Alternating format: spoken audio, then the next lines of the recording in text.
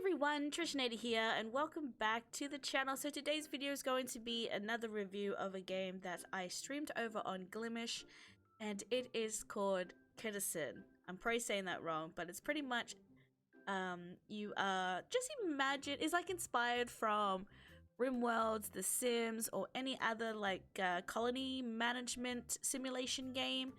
And basically you have you start off with two cats and you can check out their traits, their personalities and all that stuff, and have them starting to build up a town.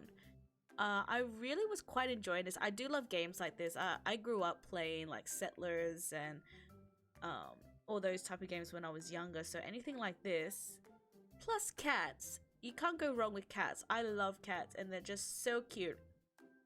So there's different personalities, different traits that will make up a cat. I think there's three will have three traits, and try to find the best traits combinations and stuff like that. Like I was trying to find a cat because I had one. You start off with one soldier and then a builder. I wanted to have another like a warrior type cat or to help fight with the other one. So I was trying to keep an eye out for traits that will help with fighting and stuff.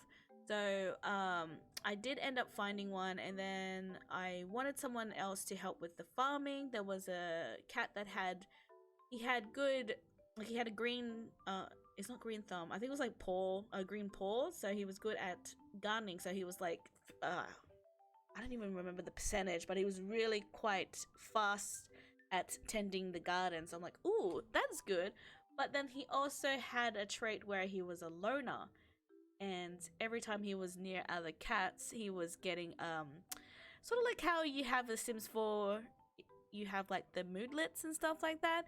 He was having a bad moodlet because he was surrounded by other cats. He likes to be by himself and stuff like that. So I was like, man, maybe if I move the farms away, because I had the farms like in the center of town, if I moved it far away with no one around, he might be a little bit more happier. So yeah, you can also the cats can also ask for like requests. So there was a few that wanted to, you know, either eat a fish or wanted to chop down trees, wanted to build this, and like if you get the request done within the time limit, they basically get another moodlet buff where they'll be a little bit happier. So just imagine it being like a colony game plus The Sims. It's really fun, and plus if you like cats, they're so cute. Different cats also. There was a cat that didn't like, nearly all my cats didn't like when it rained, but then there was one cat that loved the water. The only thing, like speaking about the water, the only thing that was bugging out for me, this might just be a bug, the game is still like really early in its progression of development, I think it is. Let me just double check on Steam. I think it's still like in early access. No, it's not even released yet. It said planned release 2021, but you can play the demo from Steam if you want to. So it is still not been released. So hopefully this will be fixed. But I was having a glitch or a bug with the bath. There was like a bathhouse for the cat. So your cats can get fleas. Then that also gives them a bad moodlet, but it can also spread to the other cats. So you can get your cats to groom themselves, but I don't think it was getting rid of the fleas. So you place down the bathtub or bathhouse for them to go and wash themselves, but it was like really glitchy. My cat would just like doing the whole sit up, sit down, sit up, sit down, and then an error will pop up letting me know that blah blah cat is like he was basically stuck. And I was like, okay, so there was one cat that kept getting fleas, and I was like, please don't spread it to the other cats. I don't want a whole town of upset cats with fleas feeling itchy all the time, because I think if they get so bad in moodlet, they don't really want to do anything. They want to, you know, do other things to make them happy. And I was like, okay. So hopefully they'll fix that bath issue. But you can have the because you can have different professions. So the two that you start with is a warrior and a like a builder. Then I unlocked a farmer, and I think there was anything else. But then like if you can train other cats for say my warrior, because I wanted another warrior. I could ask him to be my apprentice, and then the cat will like train him and stuff like that. And then once he's fully got the certified as being a professional warrior, I can't remember if it's called a warrior or fighter or something. Anyways, he will then be able to help and keep the town protected from the bad guys. So the only thing that, because I think I only played for like 3 hours, my boy got a little bit upset, so I had to end the stream early, but I would have kept on going because this game was so cute and I just wanted to see what else it has to offer. But my cat was training another warrior to help defeat the enemy. So I came across, there was like wild boars. When you killed them, you got meat. We got to an island, or the next one of the levels, where there was, I think they were goblins or ogres or whatever they were. They were a bit bigger. I was like, yeah, I definitely need some more warriors to help fight defending them. Because we were in the forest part of the levels, and then the objectives, because there was different objectives, so you can, once you finish those objectives, you move on to the next level. The only one that I was missing was find the entrance to the plains. I was like, what's the bet? It's behind this ogre town. Like, there was an ogre camp, and I was like, there was so many there just out the front of the gate. I was like, man, I think I need to clear this out to move on to the next bit. So the ogres or goblins or whatever they were dropping, when you kill them, they were dropping gold bars, which you could use it for. It was like a resource for, I think it was just called gold, and you can use that to build. There were some items that mostly the decorations was using gold, a little bit of gold and wood and maybe stone to build them. So you can, it's, if you ever played Founder's Fortune, that's another simulation colony sim game where you have a town and you basically build it up. With that one, you build the house however you want. Like, so it's like The Sims where you just build the walls, add doors, and all this. In Catizens, it's more simple. Like, it's more simple. You just have to place down a house. You don't have to worry about building it. So there was different tiers of house. So there was like a simple cottage, then there was a two storage cottage, and then there was once you got a farmer that's got leveled up to unlock, because there was 2 ways you can go with the farmers, was a cook way or shepherd. So if you unlock one of the farmers to go the shepherd way, you unlock the stables, and then there was a tavern. So basically the stables, you could start getting livestock, so cows for milk and meat, and then sheep for wool. You needed the sheep to get their wool to upgrade the houses, so the cottage will get better beds and the cats get a little bit more happier. So there's different personalities too, where cats, they don't like sleeping on the ground, they rather be up high. There's some that likes to sleep on the ground floor. So if you have to make sure you're giving the right cats the right stuff that they need. So if you put a cat, like say there's one house, you've got one house and there's a cat that doesn't like sleeping on the floor, don't, because you do start off with like a basic camp and there's a tent. If that cat that doesn't like sleeping on the floor sleeps in the tent, he will get upset. So it's probably best to set, because you can set the houses of which cats could live in there. And I was like, okay, I need to make sure this cat has a house, because he needs a bed. He's gonna get upset if he sleeps on the floor.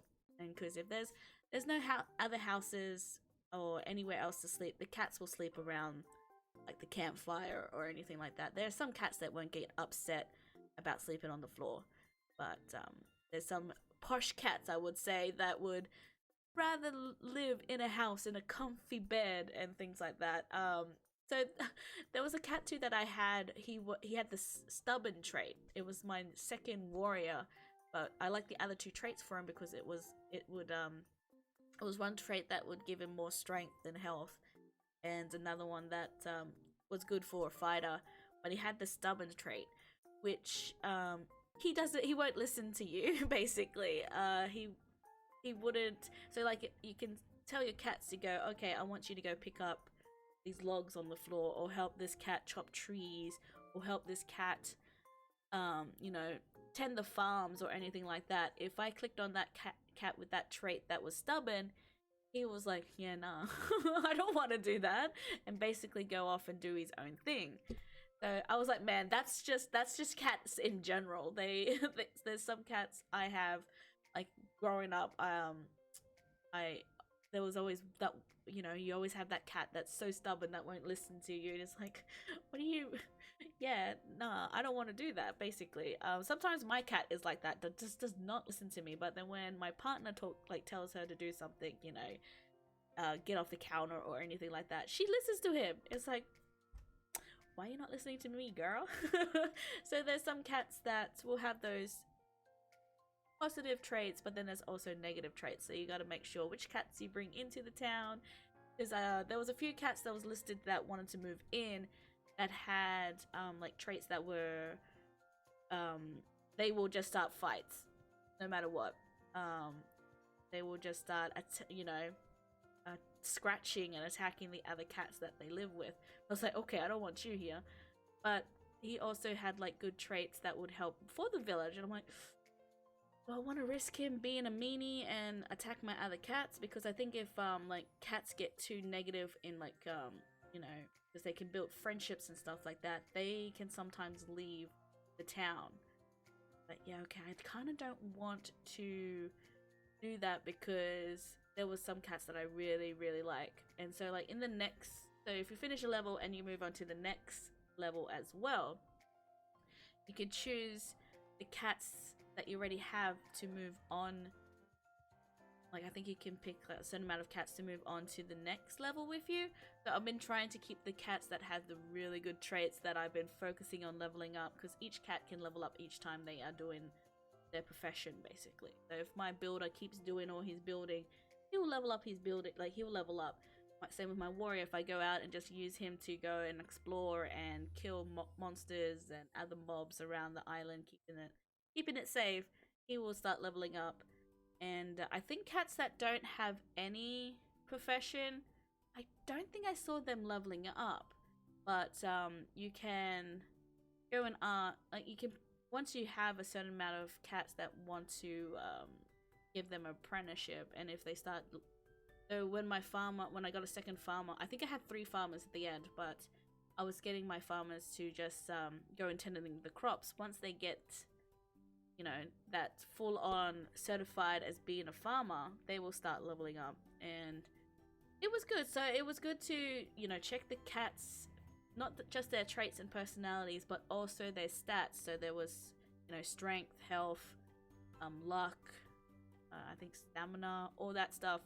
Each of those stats will help towards what profession you want them to do. So, you know, if you want a warrior, it's good to have more health and strength so they can survive more and have more melee and stuff like that. So yeah, I really like it. I wish I could have played a little bit longer last night when I was streaming it, but I'm a mum, so my little boy got a little bit upset, so I was like, oh, okay, I might just end it and play it another time, because I think I will play it again, because it was so much fun. I love stuff like this.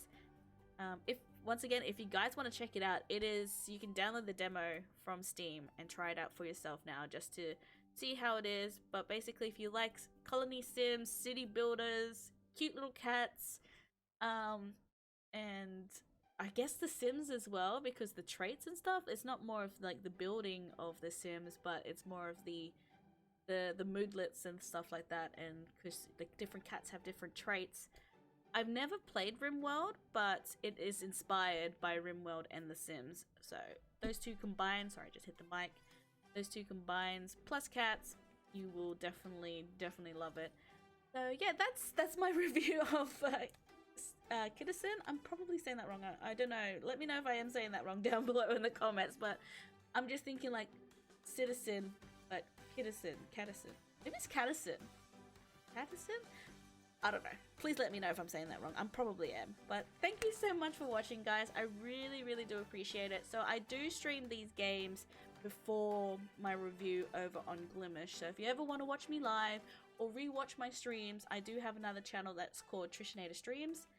And my Glimish is just Trishinator over there. But I'll leave all the links down below so you guys can go follow me over there as well.